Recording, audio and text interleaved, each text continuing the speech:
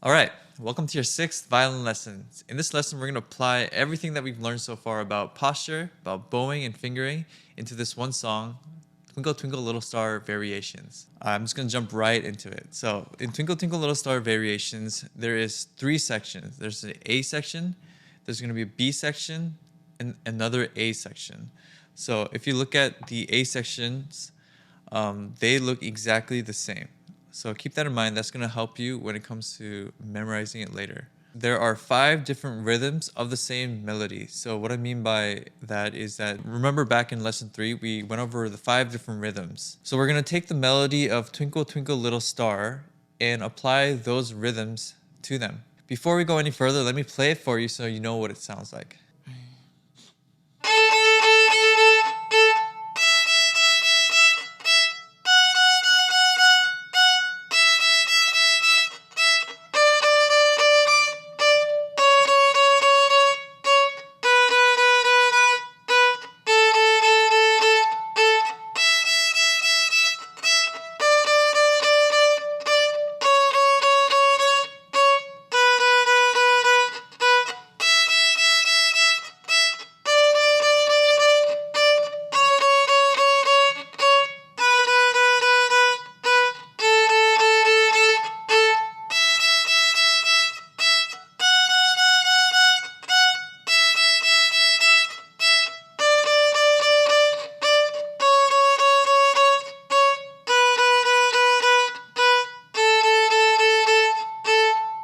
So I don't expect you to be able to play like that right away, but I hope that serves as a reference point where you can work towards being able to play.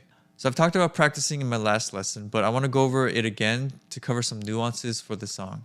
My first tip for you is to practice one section of the song at a time so you don't overwhelm yourself. For example, practice the first 4 measures until you're comfortable with it, then move on to the next section. I want to also give you some general advice with practicing. So I imagine at this stage of where you are, you're probably going to struggle with 1 or 2 things. One is your fingering, the other is your bowing. If you're struggling with the bowing rhythm, one popular remedy for this is to actually sing the rhythm before you play it. So for example, the A rhythm, it has 4 16th notes and 2 8th notes. I would sing the 16th notes with T and the 8th notes with Ta. So it would go like this. T, T, T, T, Ta, Ta, T, T, T, T, Ta, Ta. Okay, so another example is the B rhythm. So I would sing that as ta, ta, ta, ta, ta, ta. The biggest thing to remember with the fingering is to make sure to put the fingers down before you move the bow. So the order that I've discussed previously is that you want to put your fingers in the right place first, then you want to move your bow to the right place, and then you play. Now as a teacher, I want to challenge you a little bit to go further than just being able to play the song. So first is to actually memorize the song. All 5 rhythms played all the way through without any stops. 2 is to play at the tempo that I played for you.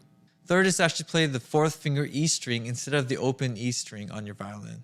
Playing with your 4th finger is going to be more challenging, but it's something that you'll have to get used to doing anyway. So I would challenge you to actually practice both ways, with your open E string and your 4th finger.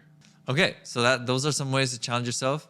Now, one last thing. After you practice this song, perform this song for your friends or your family. You might be playing violin for your own pleasure, but I actually want to challenge you to be able to perform it for someone else. And with that, this is the final video of this lesson series. I hope you enjoyed it. You've only just started learning the violin and going on this journey, but I want to encourage you to keep it up as long as you can.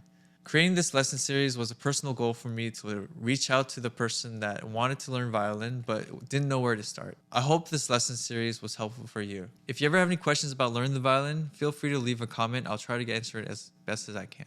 And with that, I'll leave you to it. Keep practicing and I'll see you around.